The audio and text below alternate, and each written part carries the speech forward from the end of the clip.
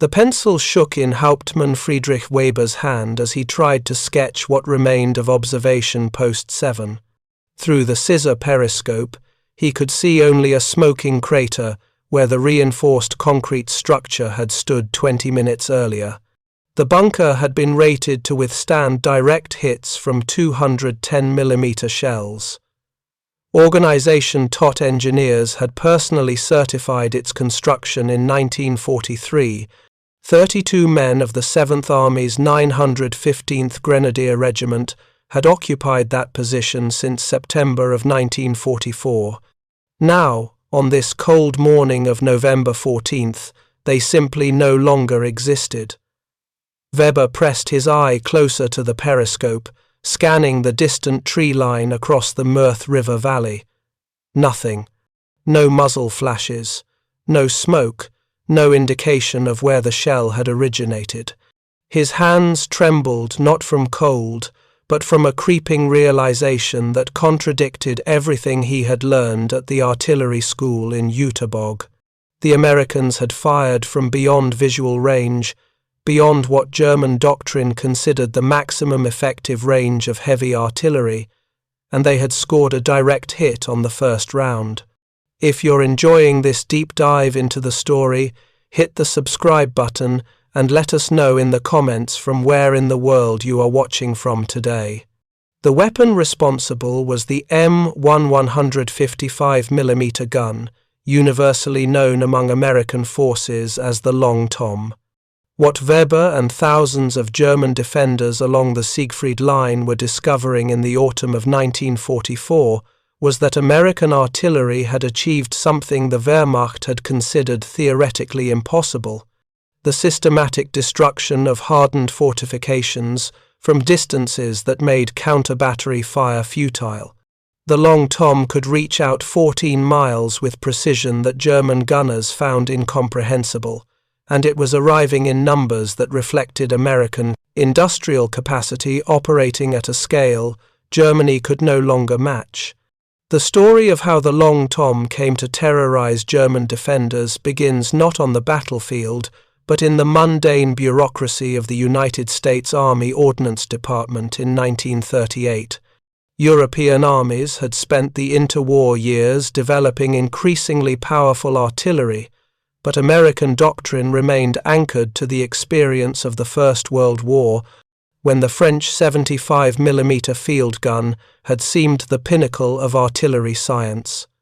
By 1938, however, Army observers watching the Spanish Civil War sent back troubling reports.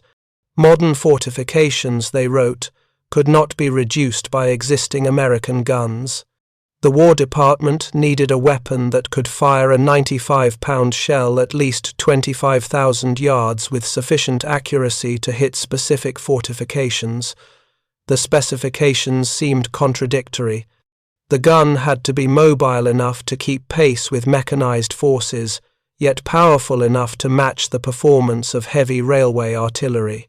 It needed to be accurate at extreme range, but simple enough for mass production. The weight had to be low enough for truck transport, but the recoil forces would be enormous. Engineers at Watervliet Arsenal in New York approached the problem with characteristic American pragmatism. They would build the most powerful mobile gun physically possible, then design the transport system around it. What emerged was a masterpiece of engineering compromise. The M1 155mm gun featured a barrel 23 feet long, weighing 6,400 pounds by itself. The complete weapon in firing position weighed 30,700 pounds, requiring a two-piece transport system. The barrel and breech travelled on one carriage, while the trail and firing platform moved on another.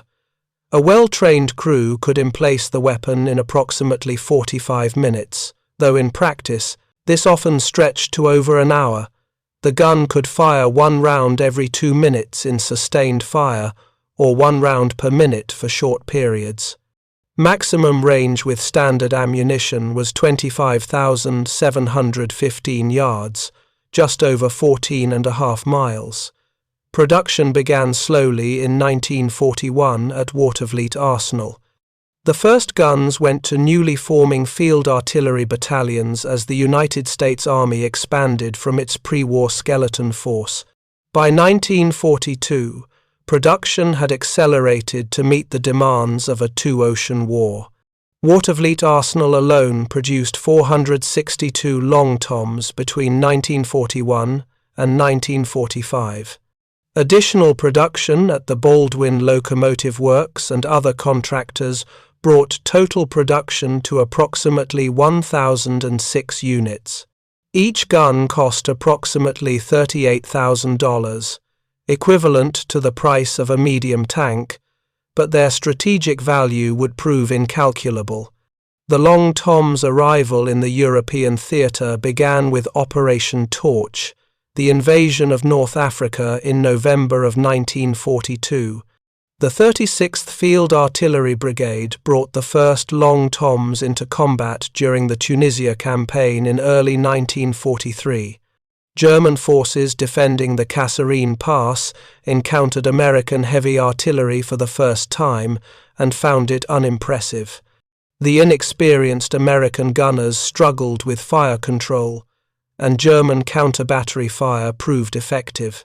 Generaloberst Hans-Jürgen von Arnim, commanding the 5th Panzer Army, noted in his March 1943 situation report that American artillery was numerous but poorly coordinated, with heavy guns frequently out of position and vulnerable to our own artillery. This assessment would prove catastrophically wrong within 18 months. The American army was learning, and it was learning fast. The Tunisia campaign revealed deficiencies in fire direction, communication, and tactical employment. The artillery schools at Fort Sill, Oklahoma went into overdrive, refining the fire direction center concept that would revolutionize artillery warfare. By the time American forces landed in Sicily in July of 1943, Long Tom battalions had become integrated into a sophisticated fire control system that multiplied their effectiveness exponentially. The Italian campaign demonstrated what American artillery could achieve when properly coordinated. The Long Toms attached to the Fifth Army systematically reduced German defensive positions along the Winter Line, the Barbara Line, and the Gustav Line. At Monte Cassino, where German paratroopers had transformed an ancient monastery into a fortress, Long Tom batteries positioned near Mignano could reach every German position on the mountain. Forward observers with the 2nd New Zealand Division called in precision fires that destroyed German bunkers one by one. The Germans responded with furious counter-battery fire, but the Long Toms sat miles behind the front lines, beyond the reach of German artillery. Oberstleutnant Julius Schlegel, artillery commander of the 1st Parachute Division at Cassino, captured in May of 1944, told his interrogators about the psychological impact. "We could hear them firing from very far away, a distant thunder. Then the shells would arrive, very heavy shells, and our concrete positions would crack. We tried to locate their batteries, but they were too distant. Our own 150mm guns could not reach them. We could do nothing but endure." The technical sophistication of American fire control bewildered German artillerists trained in the traditional methods of direct observation and massed batteries firing together. The American system used a completely different philosophy. Forward observers, often positioned with frontline infantry or in light aircraft, would identify targets and radio coordinates to a fire direction center. The FDC, staffed by soldiers trained in trigonometry and ballistics calculations, would compute firing solutions using graphical firing tables, meteorological data, and information about each gun's individual characteristics. Multiple batteries could be coordinated to place shells on a single target simultaneously, even when firing from different positions miles apart. This time-on-target technique could drop dozens of shells on a German position within seconds, giving defenders no warning and no time to take cover. The Long Tom's accuracy at extreme range came from multiple factors working together. The barrel's length provided exceptional velocity and a flat trajectory that reduced the effects of wind and air density variations. The American-developed base bleed shells reduced drag, extending range while maintaining accuracy. Each gun was individually calibrated, with its unique ballistic characteristics recorded in detailed firing tables. Ammunition lots were tested, and their performance characteristics documented.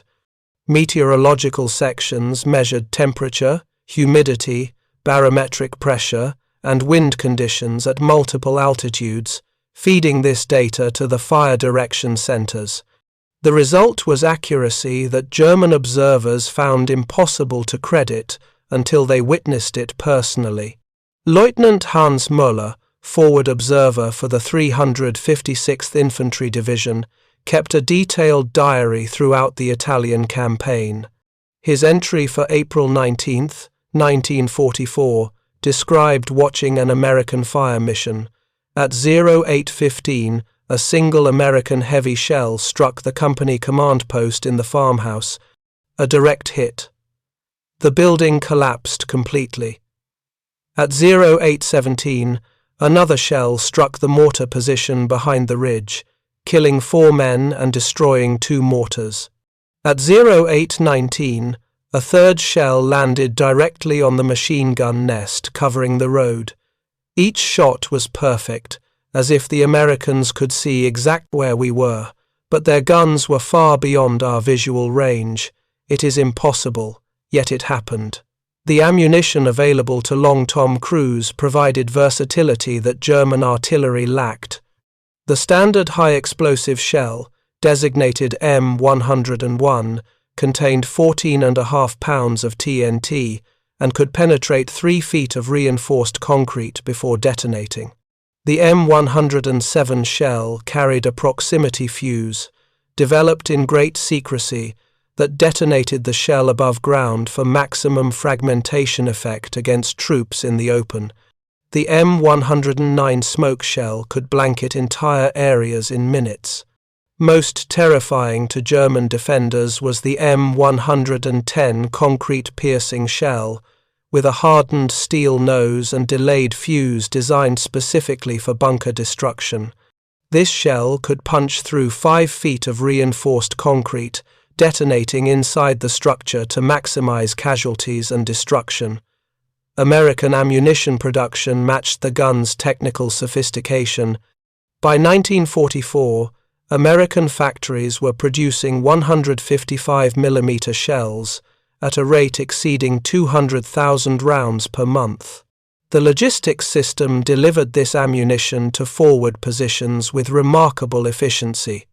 Each Long Tom battalion in combat could expect to receive 300 to 500 rounds per day when actively engaged, with unlimited supplies available for major offensives. German artillerists, accustomed to severe ammunition shortages, could barely comprehend this abundance. The Normandy invasion in June of 1944 brought Long Toms to France in significant numbers. 12 battalions of 155mm guns supported the initial landings, with more arriving throughout the summer. The bocage terrain of Normandy, with its thick hedgerows and sunken roads, initially limited their effectiveness. Forward observation was difficult, and the close-quarters fighting reduced the advantage of extreme range. But as Allied forces broke out, from the beachhead in late July, the Long Toms came into their own. Operation Cobra, the breakthrough from the Normandy beachhead beginning July 25, 1944, demonstrated the Long Tom's capability to shape the battlefield. The 90th Infantry Division's advance toward Coutances received support from the 337th Field Artillery Battalion, equipped with 12 Long Toms. German forces of the 17th SS Panzer Grenadier Division had fortified the approaches to the town, believing their positions beyond American artillery range. The Long Toms proved them wrong, firing from positions near Saint-Lô, over 12 miles from the front. They systematically destroyed German strongpoints identified by forward observers in Piper Cubs flying over the battlefield. Hauptsturmführer Otto Baum, commanding a company of the 17th SS, survived the bombardment and later told Allied interrogators, "We thought ourselves safe. Our artillery observers reported no American heavy guns in range. Then the shells began falling, very heavy shells, perfectly accurate. They hit the bunker, the mortar position, the assault gun park. In 20 minutes, our defensive position was destroyed. We did not even know where to return fire."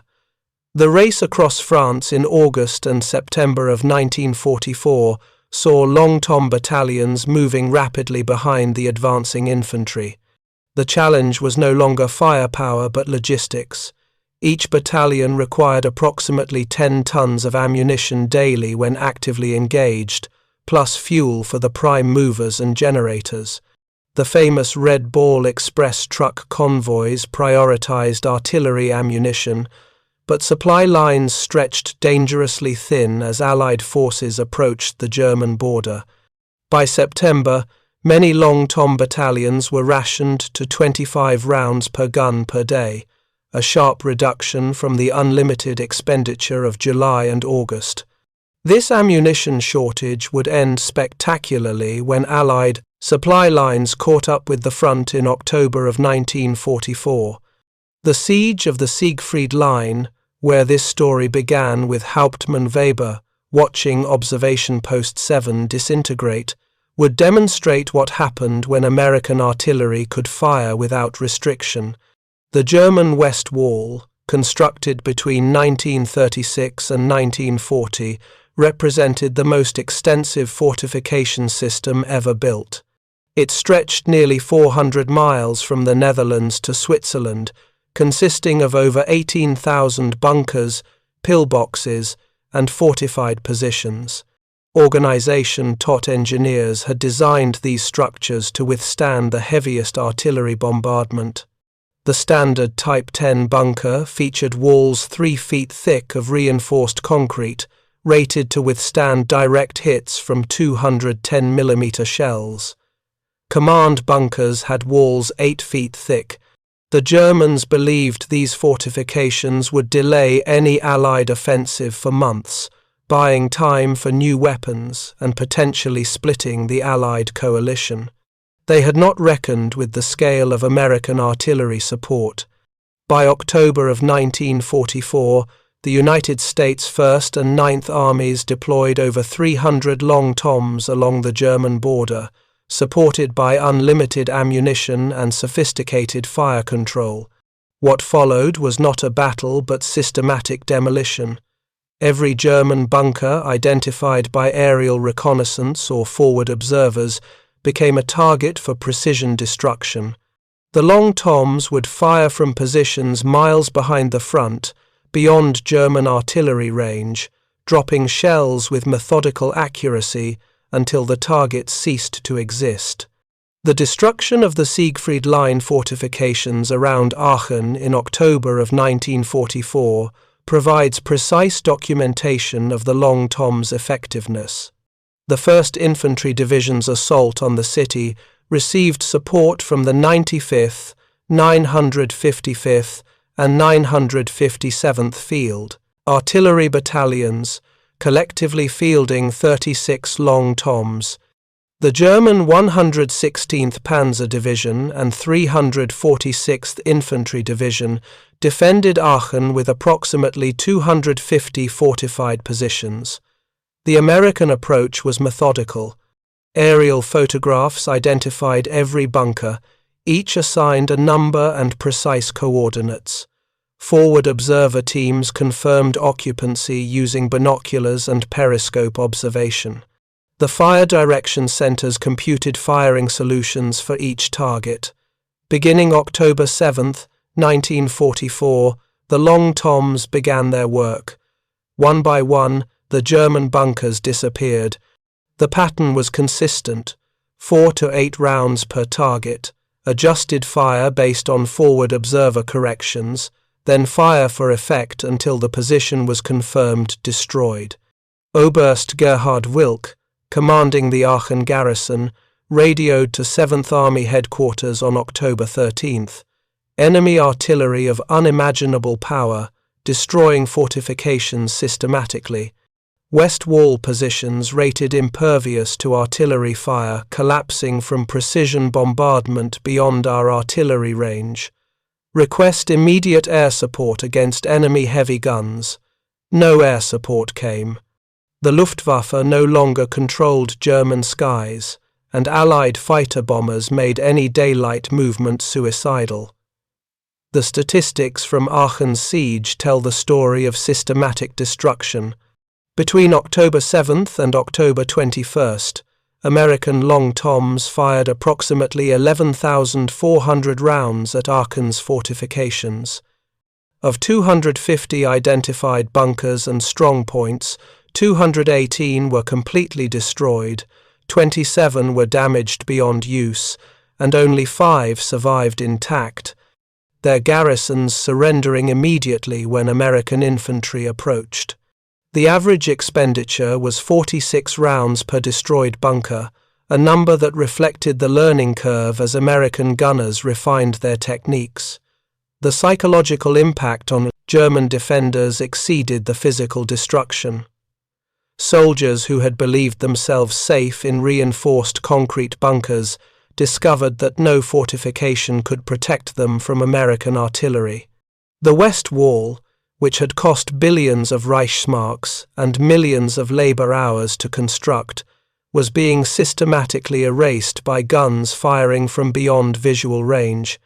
German soldiers began abandoning bunkers before American infantry even attacked, preferring to take their chances in field positions rather than wait for the inevitable shell that would entomb them in collapsed concrete.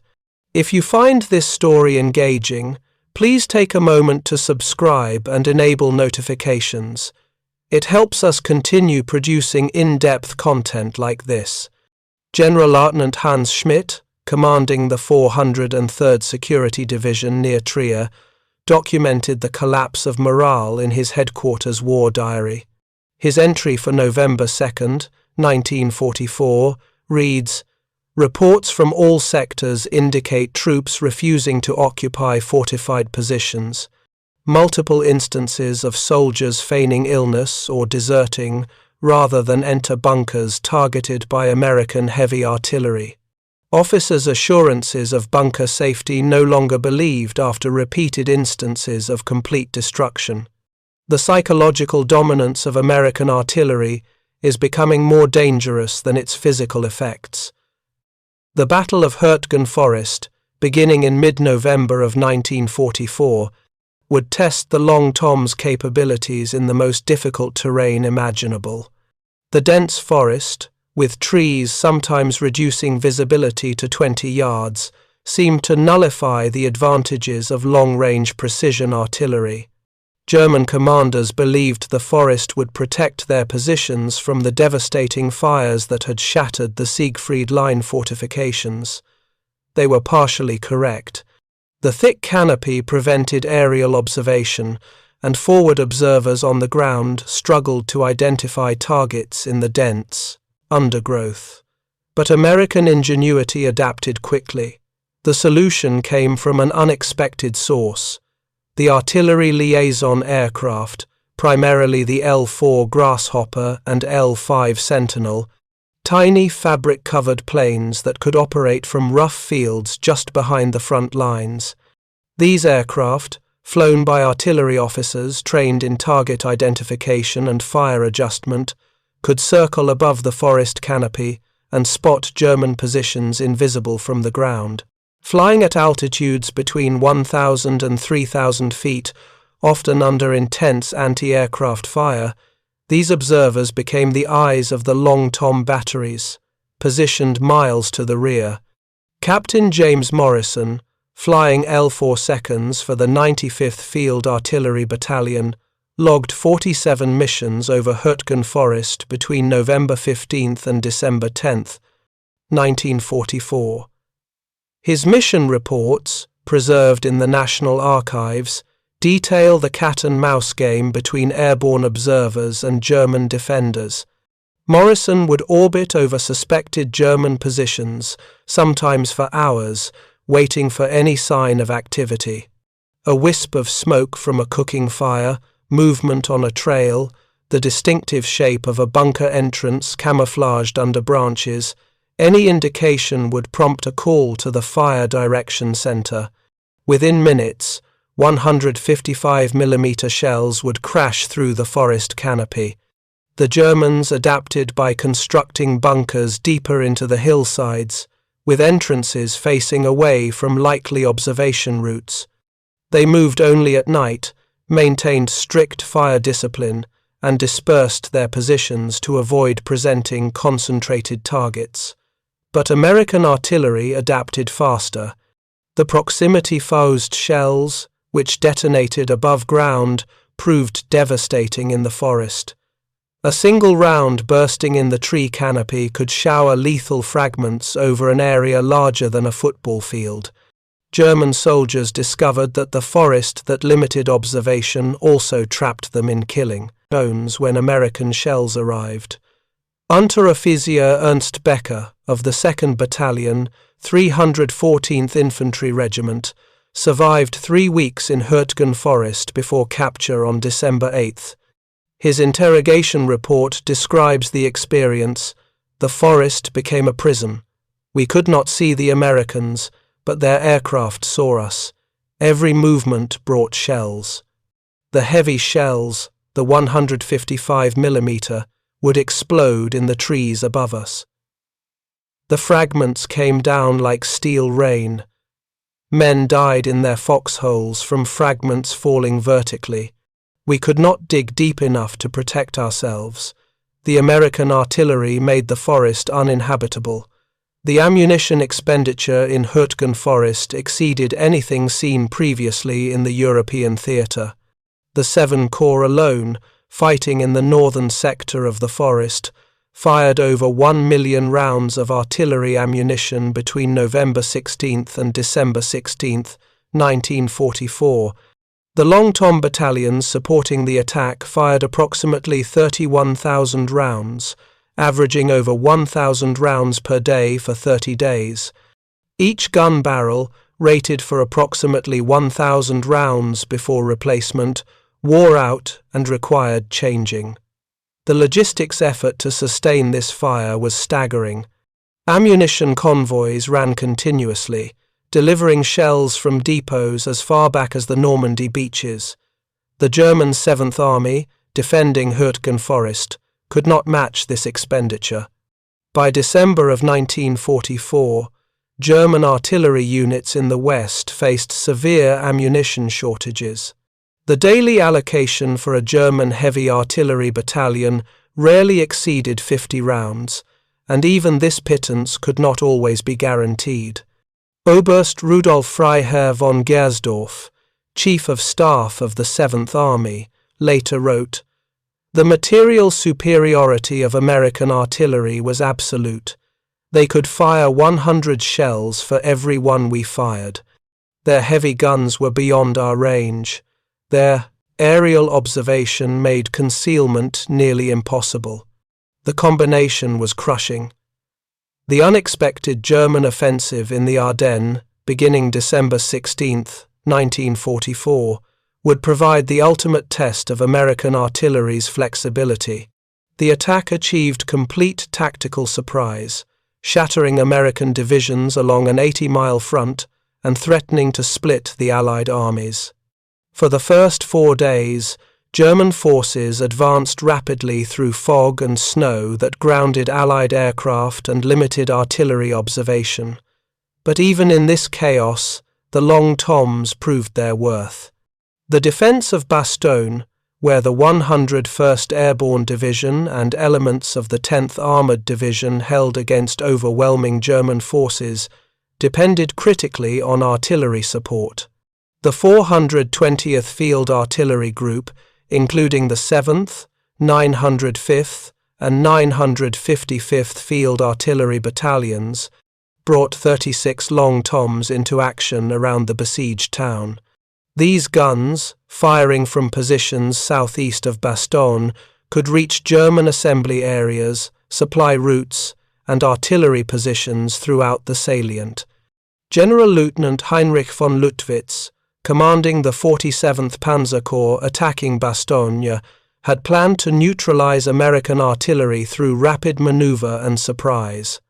His after-action report, written in captivity, admits the failure. "We expected to overrun the American artillery in the first day's advance. Instead, their heavy guns were displaced to new positions beyond our reach and continued firing. The 155mm guns caused severe casualties in our assembly areas and interrupted our supply routes. Our own artillery could not locate them, let alone suppress them. The weather cleared on December 23rd, allowing massive aerial resupply of Bastogne and restoration of forward observation.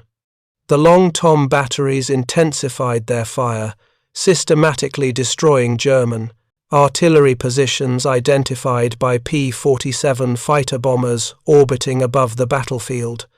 The time-on-target technique proved devastating, and German batteries that revealed their positions by firing suddenly found themselves under coordinated bombardment from multiple American battalions, with dozens of shells arriving simultaneously. Major General Troy Middleton, commanding 8 Corps, later wrote, "The artillery won Bastogne. The infantry held the perimeter, but artillery broke every German attack. The 155mm guns reached out and touched German forces throughout the salient. They destroyed supply columns, shattered assembly areas, and counter-batteried German artillery from beyond their maximum range.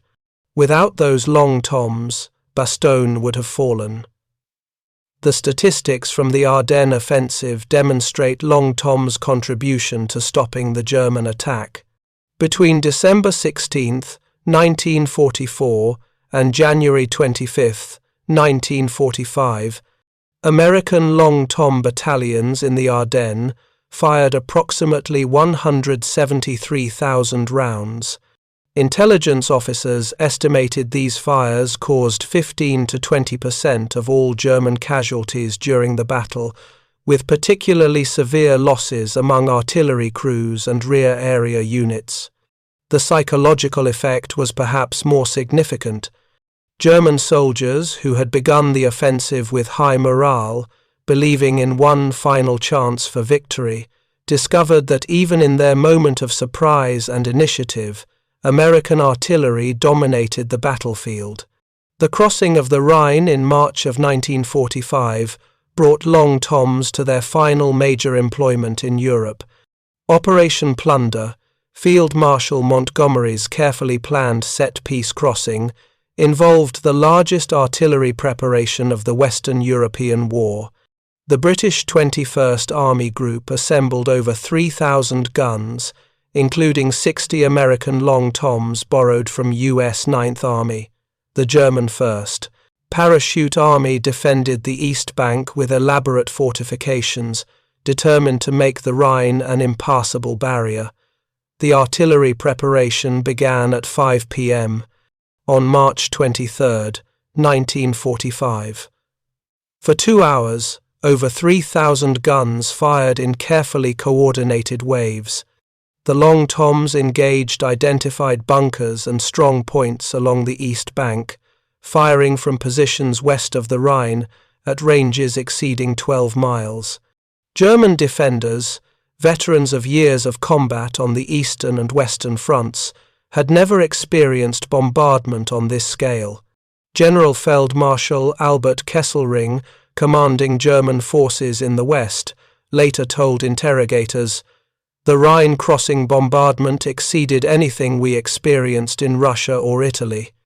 The precision fire from American heavy guns destroyed our prepared positions before the assault even began. We had no answer to artillery superiority of that magnitude. The assault crossing, launched after dark on March 23rd, met surprisingly light resistance. The Long Toms had destroyed or neutralized most German positions within range of the crossing sites. The few bunkers that survived found themselves targeted by direct fire from tanks and tank destroyers once Allied forces established bridgeheads. By dawn on March 24th, British and American forces held a continuous lodgment across the Rhine, and the Long Toms were already displacing forward to support the exploitation. The rapid advance into Germany in April of 1945 saw Long Tom battalions moving almost daily, trying to keep pace with armoured spearheads racing toward the Elbe River. The challenge was no longer enemy resistance but logistics. Each battalion required approximately 15 tons of ammunition daily, plus fuel for the massive Diamond T and M5 prime movers that towed the guns. The supply lines stretched hundreds of miles, but American logistics kept the ammunition flowing. German forces, retreating in disorder, faced Long Tom fires that destroyed bridges, blocked routes, and shattered any attempt to form defensive lines. The siege of German cities in the war's final weeks demonstrated the Long Tom's capability against urban fortifications. The fanatical SS defenders of Nuremberg, ordered by Hitler to hold the city to the last man, found themselves facing systematic destruction from American artillery. The 45th Infantry Division's assault on the medieval city received support from 3 Long Tom battalions. Rather than level the entire city with aerial bombardment, American commanders chose surgical artillery strikes against specific strong points. The historic city walls, reinforced with modern concrete, fell to precision at the Long Tom fire. Forward observers identified firing ports and bunker entrances, and the big guns placed shells exactly where needed. One by one, the defensive positions crumbled. The civilian population, sheltering in cellars and basements, suffered relatively light casualties compared to the devastation of strategic bombing. The German garrison, initially determined to fight to the death, surrendered after 4 days when it became clear that every defensive position would be systematically destroyed. Oberst Hans Meyer, commanding the defense of Nuremberg's southern sector, surrendered on April 20, 1945. His interrogation report contains a remarkable admission. The American artillery made defense impossible. They could destroy any position we occupied with precision fire from beyond visual range. Our own artillery was gone, our ammunition exhausted. We faced a choice between annihilation and surrender. I chose to save my men's lives. Germany's surrender on May 8, 1945, ended Long Tom's combat employment in Europe. The final statistics compiled by the U.S. Army Ordnance Department tell the story of a weapon that fundamentally changed artillery warfare. American Long Tom battalions in the European theatre fired approximately 1,200,000 rounds between June 1944 and May 1945. Intelligence estimates credited these fires with destroying over 4,000 bunkers and fortified positions, accounting for approximately 30,000 to 40,000 German casualties. More significantly, the psychological impact broke the will of defenders who discovered that no fortification could protect them from American artillery. The technical lessons learned from Long Tom employment influenced post-war artillery development worldwide. The Soviet Union, given access to captured German reports on American artillery, developed their own long-range systems based on similar principles. The emphasis on mobility, range, and precision fire control became standard for Cold War artillery.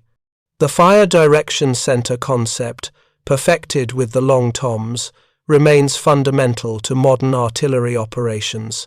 But the human cost, paid by German soldiers who faced this weapon, deserves acknowledgement. Thousands of young men, conscripted into service they did not choose, died in collapsed bunkers and shattered strongpoints. The long tom killed efficiently and from great distance, giving its victims little warning and less chance of survival. A bunker struck by a direct hit from a 95-pound shell typically left no survivors. The concrete that was supposed to protect became a tomb, crushing occupants under tons of collapsed material. The survivors carried psychological scars. Dr. Wilhelm Hoffmann, treating German veterans in Hamburg throughout the 1950s, identified what he called bunker syndrome, a complex of symptoms including acute anxiety when in enclosed spaces, hypervigilance to vibrations and distant sounds, and recurring nightmares of being buried alive. His research suggested that soldiers who experienced long-term bombardment while in bunkers suffered higher rates of long-term psychological trauma than those wounded in open combat. American veterans of the Long Tom battalions also carried burdens, though of a different character. They had operated weapons of tremendous destructive power, killing enemies they never saw at distances that made the act almost abstract. Some struggled with the impersonal nature of artillery warfare. Staff Sergeant Robert Williams, Section Chief with the 95th Field Artillery Battalion, expressed this ambivalence in a 1987 interview. "We were good at our jobs. We could put a shell through a specific window from 12 miles away, but we never saw what happened when it hit. We never saw the men we killed. Sometimes I wonder if that made it easier or harder." The industrial production that made American artillery supremacy possible represented democratic capitalism operating at peak efficiency. The Watervliet Arsenal, Baldwin Locomotive Works, and dozens of other facilities produced over 1,000 long toms while simultaneously manufacturing thousands of other weapons. The ammunition factories turned out millions of shells monthly. The logistics system delivered these munitions to the front with remarkable reliability. This production came from free workers, paid fair wages, operating without coercion. It contrasted sharply with German war production, increasingly dependent on slave labor and operating under constant Allied bombardment. The Long Tom's success vindicated American military philosophy. Overwhelming material superiority, precisely applied, could substitute for operational brilliance. German generals, products of a military tradition emphasizing maneuver and tactical elegance, struggled against an enemy who solved problems by dropping tons of high explosive with mathematical accuracy. Field Marshal Gerd von Rundstedt, captured at war's end, told his interrogators, "You Americans do not fight like soldiers, you fight like engineers.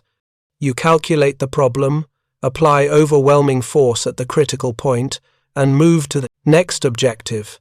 There is no glory in it, but it is devastatingly effective." The comparison between German and American artillery programs reveals the fundamental difference in how the two nations approached warfare. Germany produced technically sophisticated weapons in small numbers, the massive railway guns, the advanced rocket systems, the precision optical equipment.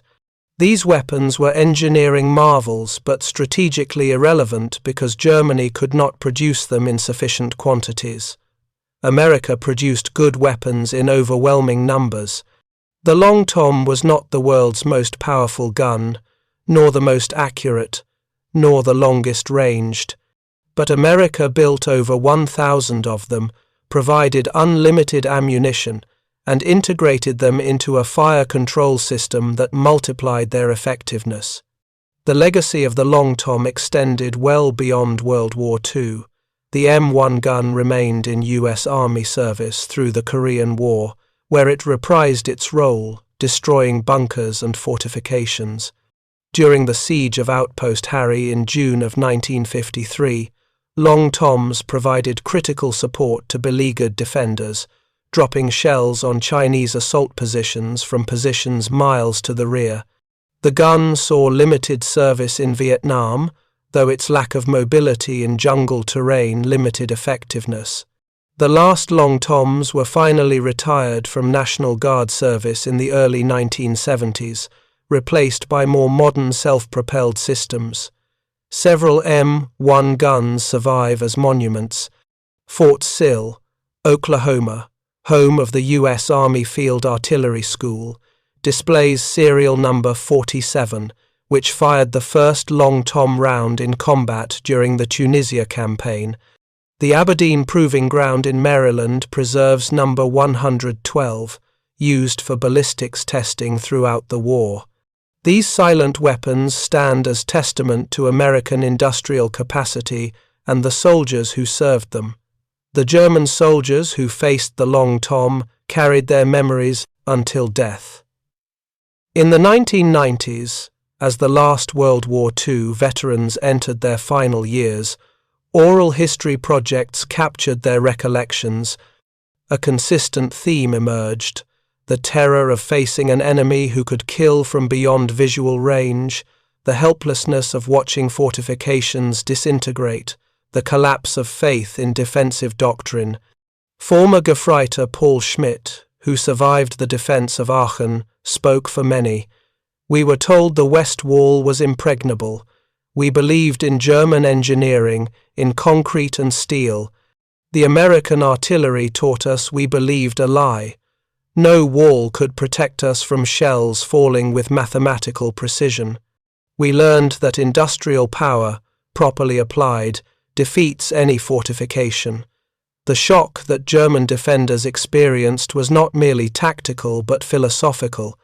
The Wehrmacht had been trained in a military tradition stretching back to Frederick the Great, emphasizing maneuver, concentrated force at the decisive point, and the moral superiority of the German soldier. American artillery, grinding away at German positions with mechanical efficiency from distances that precluded response, negated this entire tradition. The Americans did not seek glorious battle. They sought systematic destruction of enemy forces using overwhelming material advantage. It worked. The Long Tom's 14-mile reach meant that German defenders could never feel safe. Forward positions faced direct fire, reserve positions were targeted, supply routes were interrupted, command posts were destroyed. The entire depth of the German defensive zone lay under American artillery. This differed fundamentally from previous warfare, where armies could find sanctuary beyond artillery range. The Long Tom made sanctuary impossible. Every German soldier within 14 miles of the front line lived under constant threat of annihilation from a weapon he could neither see nor reach. The psychological warfare aspect was deliberate. American intelligence officers understood that destroying a single bunker with precision fire demoralized defenders more effectively than a massive barrage that left fortifications intact. The message was clear. American artillery could find you, target you specifically, and destroy you with mathematical certainty. No fortification guaranteed survival. The only safety lay in surrender or retreat, and retreat merely postponed the inevitable encounter with American firepower. The material disparity between American and German forces by late 1944 had become so vast that German soldiers often expressed amazement rather than anger. They had been told by propaganda that Germany possessed superior weapons and technology. The reality of facing unlimited American artillery, supported by complete air superiority and lavish logistics, shattered these illusions. Many German prisoners of war expressed relief at capture, viewing it as escape from a contest they could not win. The Long Tom story is ultimately about industrial democracy defeating military autocracy. The United States produced over 1,000 of these guns, millions of shells, trained thousands of skilled artillerists, and delivered everything to the battlefield with reliable efficiency. Germany, with a smaller industrial base increasingly crippled by bombing and blocked from essential resources by naval blockade, could not compete. The technical sophistication of German weapons could not compensate for American quantitative superiority. 1,000 Long Toms, adequately supplied with ammunition and integrated into an effective fire control system, accomplished what Germany's engineering brilliance could not prevent.